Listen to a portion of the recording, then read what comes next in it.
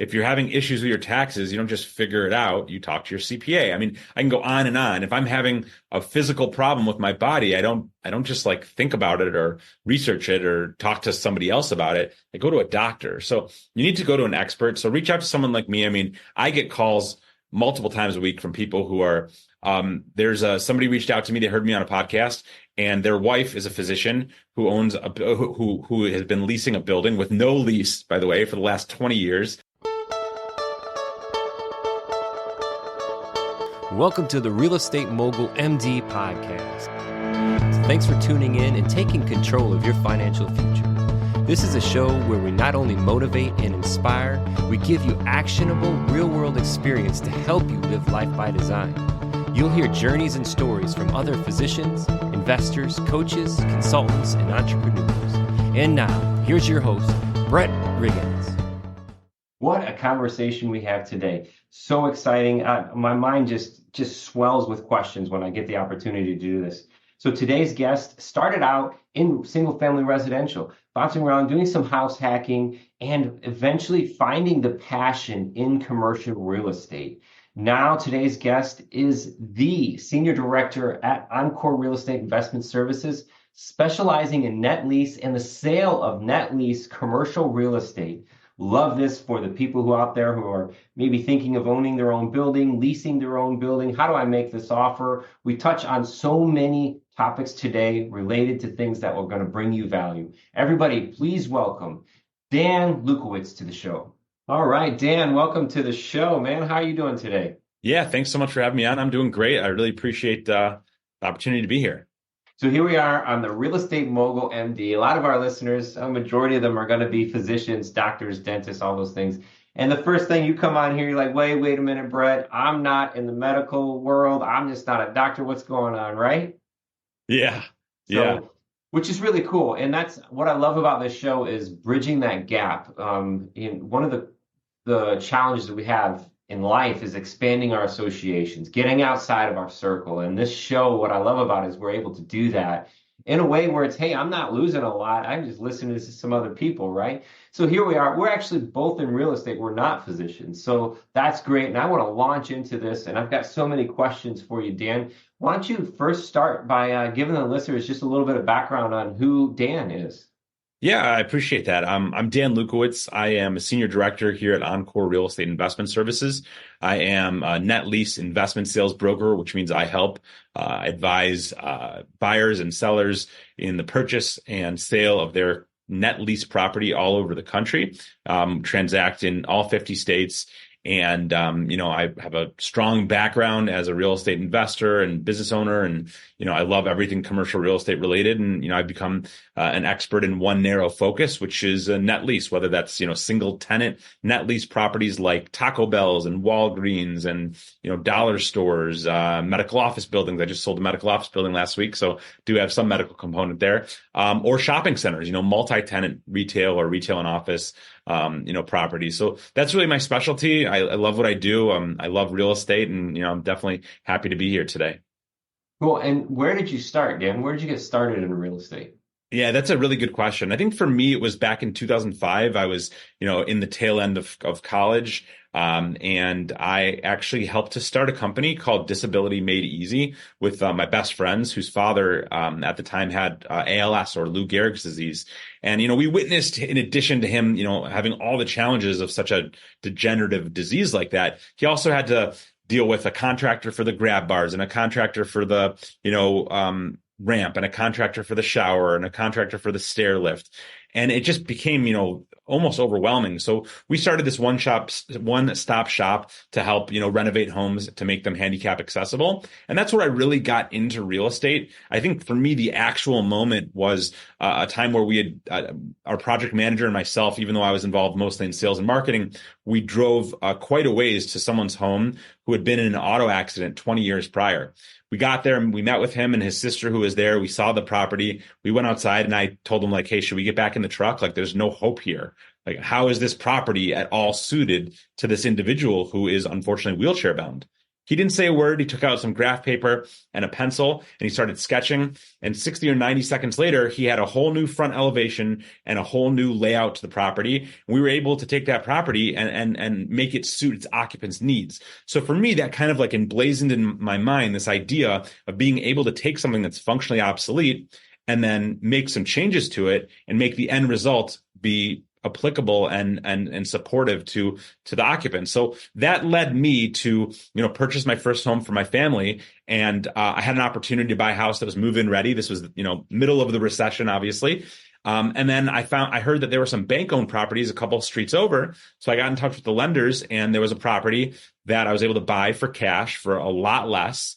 And I went in there and I hired out every single trade so that I could learn. And again, took something that was completely obsolete, gutted it to the studs, made it, fitting and suitable for my home and for my family. And that just kind of started a cascade of buying houses, renovating them and reselling them that, I'd say at this point, I'm probably 100 houses later. It's not something that I do actively as much as I used to. It's an itch that sometimes I still have to scratch, but that's really how I got my start into real estate. Very cool. And this was in Detroit, right? Yeah, initially it was in the suburbs in Metro Detroit, but as the years went on, prices started to climb. And what I recognized was that the city of Detroit proper was about 7 or 8 years behind the rest of the country in terms of the foreclosure crisis and pricing. So at a certain point, I did move my company into the city of Detroit exclusively to take advantage of the fact that the prices were still very much suppressed in those neighborhoods. Yeah. And I don't want to focus on this too much, but I had to ask you, what in the world is going on in Detroit now, Dan? What's up with like the inner city stuff, Yeah, I mean, Detroit is an interesting animal. It's a huge city. I mean, I don't know. I think it's like 160 square miles or something ridiculous like that. And the population went from, well over 1 million down to about 600,000. A lot of people abandoned their homes. There's a lot of tax foreclosure. There's neighborhoods in certain parts of the city that, they've bulldozed half of it. And because looks like a war. Looks like a war. Or maybe even it's a little better now because now you have a few nice houses and some big lots. But, yeah. What really happened was things like, Dan Gilbert moving 16,000 employees into the city. Detroit now has all 4 of our sports teams pretty much within walking distance of each other. That's something that only a few cities in the country have. So that really created a buzz and an influx of foot traffic. A lot of building, Bedrock, one of Dan Gilbert's companies, built a ton of residential. What they really did was they created that live, work, play balance. People are working downtown. They're getting credits to live downtown. They have opportunities to do things downtown. So the downtown has really been revitalized. I would say that we were really on that catapult going up. COVID hit, and that had a tremendous impact, obviously, on everything, especially on restaurants and on office. But I do believe that Detroit is continuing that forward momentum. We just opened the train station, which was a monument on an incredible renovation project for Ford, which is pretty incredible. And we're probably I'd say weeks away from the completion of the Gordie Howe Bridge across the Detroit River into Canada. I've been on the bridge. I've toured it. It's pretty incredible. So there's a lot of great stuff going on in Detroit. I think that we're way better off than we were when I was growing up. Yeah. It's just such a challenge. I mean, when there's so many of those macroeconomic factors that fly in, it's hard, man, and how that affects the people and their decisions. And then you're beat into doing what your dad did kind of thing, or doing what your mom did, and you're stuck in these routines. It's crazy to watch. It's so challenging. Yeah. But on the outside of that, from residential now into commercial, are you guys, so you're based in that area, but you do real estate all across the United States now? Yeah, as a broker, I broker all over the country. I mean, I just sold a medical office building in Des Moines, Iowa last week. Sold a shopping center last month in Grand Rapids. I've got a former Wendy's for sale in Kennett, Missouri. I've got some Walgreens in West Virginia and Missouri. All over the country. I mean, that's that. Yes, if it's net lease, if it's single tenant or multi-tenant, we're on it no matter where it is. That's amazing. And how in the world do you make these kind of contacts where it's like, I've got one in Iowa, Grand Rapids, Missouri? How does that happen? It's earlier in my career, I did a lot of cold calling. I've got a client that has medical office buildings in Iowa, and at the beginning of the pandemic, I called him about a shopping center in Grand Rapids, which is where he lives. And he said, I'm not interested in selling that. But I do have a medical office building I'd sell. And that was I sold a small hospital, 40 to 50,000 square foot medical office facility, in Iowa. And then I've sold two more for this client since. So it's just all about, putting the darts out there and connecting the dots. And, somebody might not be interested in selling the shopping center in Grand Rapids, but they might be a developer for, a huge, healthcare system in another state. It's just kind of how it works. So, it's a matter of performing for my clients and then, getting more deals sometimes in other parts of the country or other asset classes. Very interesting. And I want to dive into just a little in that medical piece, because as physicians, dentists, doctors, all of this stuff, that you at some point when you do launch out into the private world, you get into real estate. So we have a challenge of, hey, I got to manage a business now, but now I got to be a real estate investor. So all of these things. But before I go there, Dan, tell me a little bit about, when I see these Walgreens, auto parts stores, these big nationwide companies that I don't think do real estate. They have these great triple net lease scenarios for real estate investors. So are there builders out there to say, okay, down on the corner, these Walgreens, do they just go and build them and then sell them? Or how do these come available like this? So, we really have to rewind 20, 25 years for most of the pharmacies, because most of them were developed, around 2000, 2005, in that time period, or 95 to 2005, which, by the way, if you do the math, most of them have 20 or 25-year leases. Most of them are coming due right now, which puts the owners in a precarious situation, which we can kind of touch on in a minute. But the way that it works, and it's the same concept today with other asset classes, other products. So a developer will buy a piece of land in an area that they feel meets a tenant's parameters. They'll obviously check it with the tenant to make sure that site gets approved, and then they'll build to the tenant's specifications the actual property, and they will sign a lease with the tenant for a certain amount of years at a certain rental rate. Maybe it has lease increases, maybe it doesn't, certain type of guarantee, whether it's the whole corporation or a smaller sub-entity. And then typically once they get close to completion, about 180 days before rent commences, they'll typically list with someone like me, and we'll market the property and close typically a little bit before rent actually commences with a rental credit, from the developer to the new owner. But you can maybe see kind of behind the scenes some problems brewing. Typically the developers are looking for the tenant with the best credit, right, to give them the lowest cap rate, and that's willing to pay the most rent, right, because that's going to justify the highest sales price. So unfortunately, a lot of these $350,000, $400,000, $450,000, $500,000 rent deals that are great real estate, but they're super high rent. Maybe they're paying $30 a foot, but the market will only support 15. Well, what I said a minute ago, in a scenario where the leases are coming due and now the tenant has the leverage to negotiate, well, if they leave, you're stuck with a tenant maybe that can pay half the rent after you spend $300,000, $500,000, $600,000 or more in tenant improvements, getting the space, retrofitted to this new tenant. I'm dealing with a CVS like as we speak, one of my listings, and we're going to get an offer from a tenant that is going to require about $600,000 to $800,000 of landlord improvements to raise the roof so that they in 4,000 square feet of the building, so that they can put their concept in there. Mm-hmm. So, you have to be careful. One of the most important things that people overlooked for the last few decades was the replaceability of the rent. If the rent isn't replaceable, you're leaving yourself open, for potential future problems. Yeah. In that situation with tenant improvement, and they're making this request, would they ask for that in addition to try to get close to that ask price?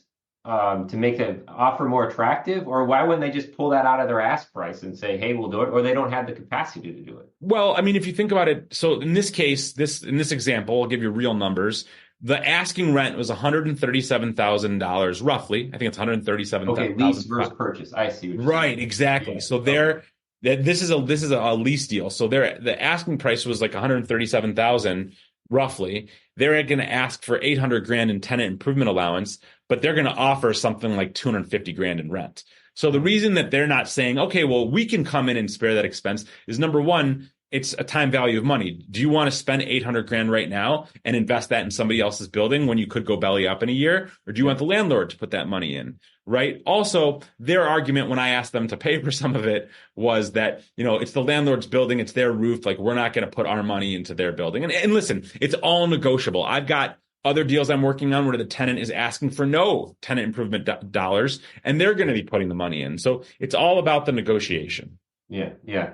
And you don't know unless you ask. Either way, whether you're selling, you're leasing, you're buying, anyway, just starting the conversation. One of the challenges that I know a lot of us have, Dan, is just when we come out of the gate, we have no idea. Like, we have no idea learning this stuff. Like, what is triple net, right? And then how do I even make this offer? Who do I just? I speak with so many physicians who kind of go at this by themselves.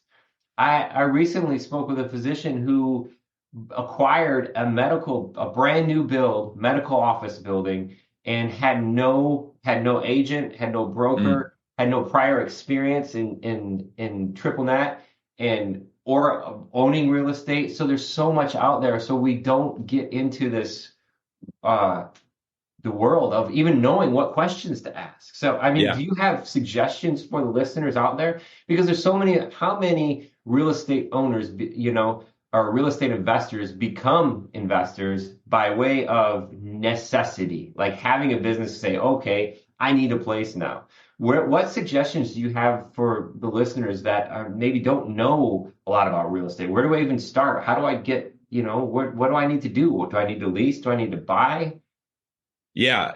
Number one, above and beyond everything else, would be to reach out to a broker. I mean, listen, if you don't know anything about finance or 401k or retirement, you don't just do it. You go and talk to a financial advisor, right?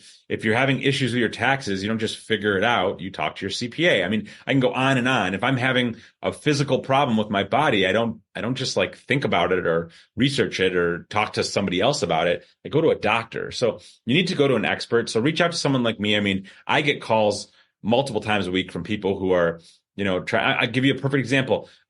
There's somebody reached out to me. They heard me on a podcast, and their wife is a physician who owns who has been leasing a building with no lease, by the way, for the last 20 years. Oh, wow. Right? Could be kicked out at any point. Now has an opportunity to buy the building and is having all kinds of challenges. She reached out to me. We spoke for 45 minutes, and we were able to help her find a path forward, right? And protect herself. So reach out to a broker. You don't know what you don't know until you find out what you don't know. So that's first and foremost. That's everything. I mean, I'd obviously recommend surrounding yourself by other real estate investors, whether it's through your local real estate investor association, group, or through online groups or, on LinkedIn or Facebook or any of that. But surround yourself by other investors that can help in terms of bouncing ideas off of each other. And again, I just can't stress it enough. Reach out to a broker. Like, we don't charge for our services in terms of providing guidance and advisory services. Obviously we get paid if a deal closes, and the hope is that we build a relationship if you reach out to me. And if you have a need, then you come to me. And if you don't, that's okay too. But that's first and foremost what I would highly recommend doing. Yeah, I say that a lot too. And one of the sticking points is, I think, from residential even to commercial, is like, you're going to take something from me, Dan.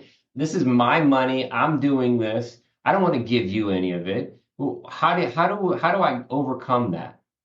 Yeah. So, I mean, if you're a buyer, you're not paying any fee. I mean, the seller pays in 99% of all transactions, the seller pays both sides of the deal in terms of brokerage commissions. On the other side, now, if you're a seller, or if you're an owner and you're saying, hey, I'll just sell the property myself. I mean, listen, I'm a broker. I have my real estate license, obviously. When I flipped houses, I never sold them myself.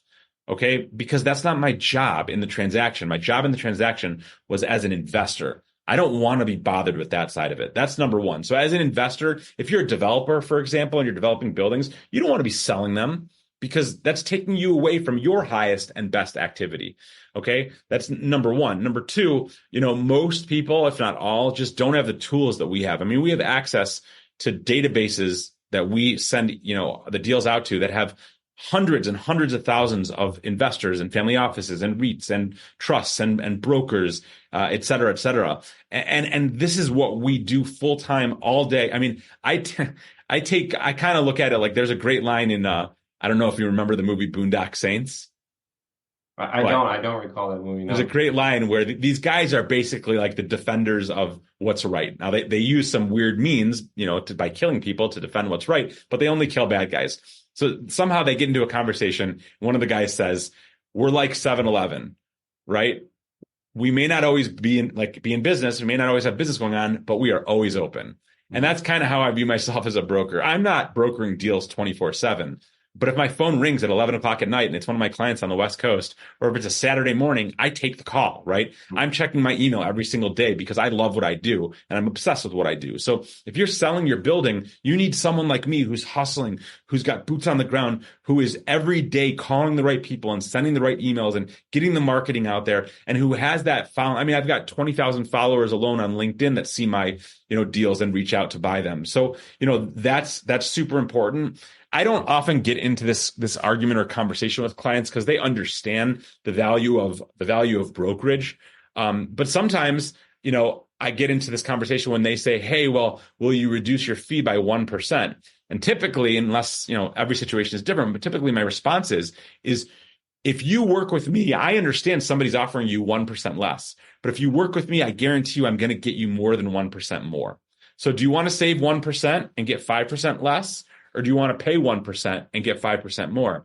And further, do you want someone who's going to make your life as headache-free and stress-free and simple as possible? I always look at it like behind the scenes, if you saw what goes on but between these four walls in terms of the juggling and the moving of things, I'm always trying to juggle to keep things in the air and keep things moving so that my clients don't know what's going on. I don't mean that in a bad way. What I mean is that they don't see any of the hiccups. They experience that smooth transaction. So all of these things, right? The outreach, the hustle, the passion, the obsession with what we do, the ability to get your product out there in front of all the audiences, in front of all of the buyers, not just the usual suspects, right? Keeping it smooth and headache free for you, getting you more dollars. That's why you work with a broker like me. So one of the challenges where you said you don't have that argument or that discussion with people about the value that you're providing is because, Dan, they're just not going to talk to you. So they can't get past that mindset piece to even have that conversation with you. And I think that limits so many people. Yeah. Like you're saying, you do this 24/7. Even if I have a conversation with you, doesn't mean that I've got to go into contract with you, right? Right. So just that mindset piece that I want the listeners to take away from today is, hey, even if you're thinking about leasing, need to lease, you're buying in a better situation here, I'm acquiring a building and I'm acquiring 8,000 feet. I'm going to use 4,000 feet. Hey, I want to talk to Dan because, Dan, what should I be charging myself?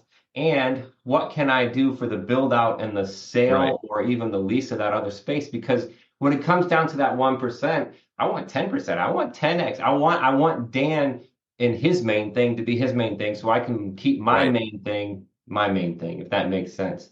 Then the other piece of that, with that in mind, Dan, is when it comes down to it, not even about the marketing piece. The thing I love about working with experienced people through good cycles and through bad cycles is when it comes to the table. When we're belly up to that table, Dan, and you're talking about all these things that you're juggling, I want you on my team with that experience because that's when things get rough, right? When somebody comes in with this idea, okay, I need 800,000 tenant improvements, right? TIs. I need 800,000. And if I didn't have any experience in that, I'd be like, oh, okay. How would I do that? But you have the ability to, hey, this one deal, we did this, we twisted this, we raised the lease here, we did that negotiating piece through the experience. How much value does that have, Dan? Yeah, I mean, it adds tremendous value. I think that, first of all, what I say is that, I've got investors that I've been talking to for years and we haven't done a deal. And that's okay. Because I view my business and my career, it's on our mugs. I don't know if you can see that the right way, but provide value and everything else will follow. That's my proposition, is to provide value. Even if we don't do a deal, it doesn't matter. I'm here to provide value. I'm not here to charge or nickel and dime for my services. But to your point, I mean, it's super valuable. I'll give you a great example popped in my head when you were discussing that. I just closed a deal 10 days ago, and it was actually a deal. I don't want to give too much information, but it was a deal that we sold to a very well-known publicly traded real estate investment trust, right? So they know what they're doing. They had 2 lawyers involved at every step of the deal and 15 people on the email. And man, I tell you, the amount of juggling behind the scenes that my client didn't know about was incredible. And we finally got through this. There were a lot of hiccups. They wanted all kinds of easements and documents and different, changes in the estoppel certificate. We got it. A lot of jumping, but we got it and it was fine. And then, the contract basically gave them 30 days of due diligence. And then after that, they had 10 calendar days to close the deal. Now, it also said that if during that closing period of 10 days, they gave us written notice, they could extend by 5 days. Okay, cool. So we're in the middle of the 10 days. The deal's closing. We're getting there. We're almost at the finish line. And we get an email. Hey, we want to close on X date, which was day 12. So I'm reading the contract. I'm not a lawyer, but I'm reading the contract. And to me, that's them exercising an extension, a 2-day extension. Okay, totally kosher. Everything's good. Day 3, 4, 5, 6, 7, everything goes through. Day 11, day 12, it's closing day. Everything's teed up. Title company's ready. We're all good. We got payoffs. Everyone's ready. We're there, right? What happens? It's literally 4:58 p.m. We get a letter from the attorney. We are exercising our right per the purchase agreement to have a 5-day extension. Me, I'm a zealous guy. So the alarm bells are going off. I want to be like, you're out of contract. You have to close today. But I stopped myself before I sent any emails. And I said, what is that going to accomplish? Mm-hmm. Nothing. They're not ready to close. They're going to close when they're ready to close. And me forcing them to close today, either they're not going to, so accomplish nothing, or it's going to piss them off. So what I did, I thought this was the right thing. And by the way, no one on the REIT side even recognized that they were about to be out of contract and they could forfeit their deposits if we would have held them to it, which that's a bad position to be in. That's the worst position to be in pretty much. So I sent a message to my client and I said, hey, I just want to let you know, per my understanding of the contract, and I'm not an attorney, as you know, they are out of contract. However, I believe that the best thing is just to let this ride its course. We have the leverage now because they're out of contract and they don't know it. They're still going to close. They'll just close 5 days later. And he said, yep, let's play it cool. And then he said something to me like, flexibility is an asset or something like that.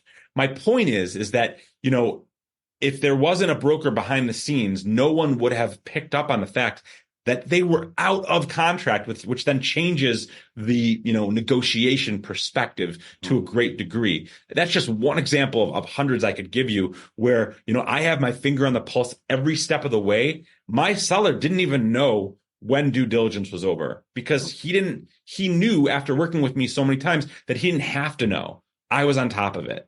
And I think that right there shows you the value of having good representation. Then do you know who Zig Ziglar is? Mm-hmm. Nobody cares how much you know until they know how much you care. That's a perfect example of it.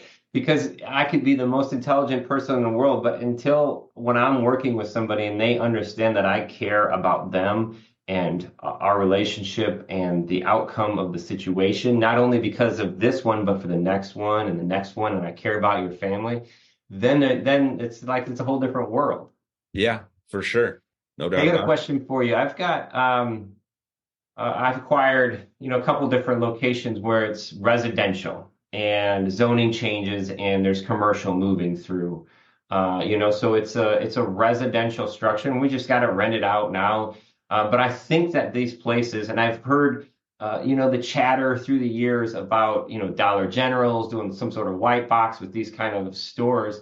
Where would I even look at, or what would be the first place to say, hey, I've got the background. I could come up with the funds. I could white box something, but how would I even make those connections with a Dollar General or, whoever puts these kind of leases together like that? Great question. So obviously, about real estate, and let's just we'll just call a spade. I probably know more about real estate brokers than you do, right? Mm-hmm. Sure. Yeah. So I had a situation where I had a property and that I was purchasing and we needed to get a new tenant for the property.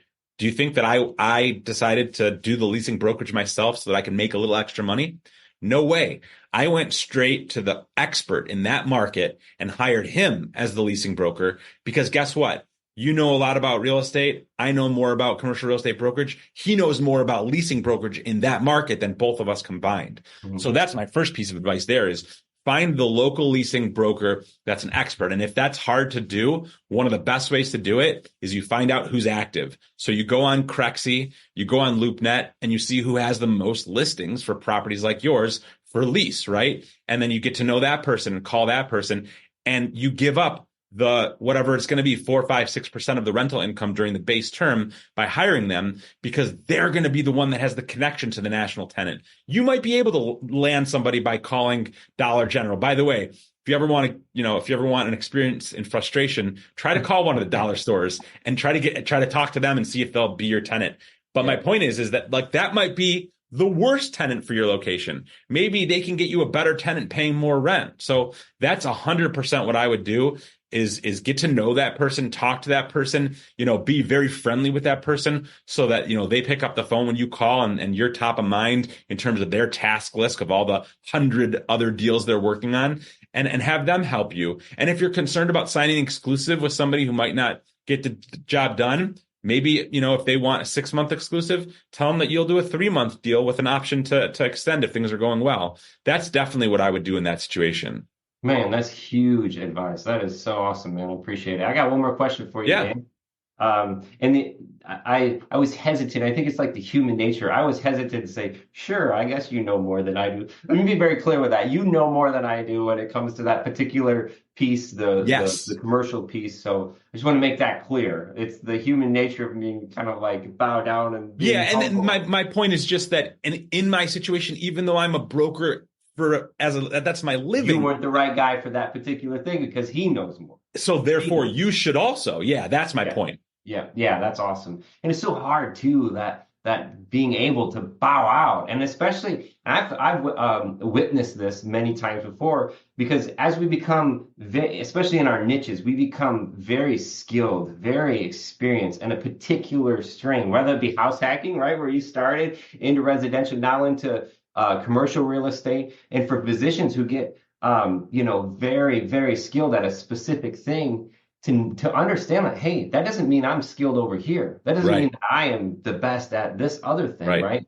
But being able to humble yourself and step back from the table and be like, okay, it's time for Dan to come to the table. He's the man for this particular instance. Last question for you, Dan, is if you could go back 10 years ago, just picture yourself where you were 10 years ago, and you were set beside somebody who was on that same path, had the same passion for you, the same relationships, the same direction in life. What's something that you would tell that person 10 years ago, knowing the things that you know now? So like telling myself 10 years ago? Not yourself, somebody who's on the same path as you, because you're probably like me. You wouldn't change anything where you're at now. I probably, there are things I would change. So what would I change? So I feel like when I was younger, it was more important to me to show people how much I knew rather than learn from others. And I think that I missed opportunities by trying to show people how much I know. And now that I'm older, I realize that is, it's not worth anything.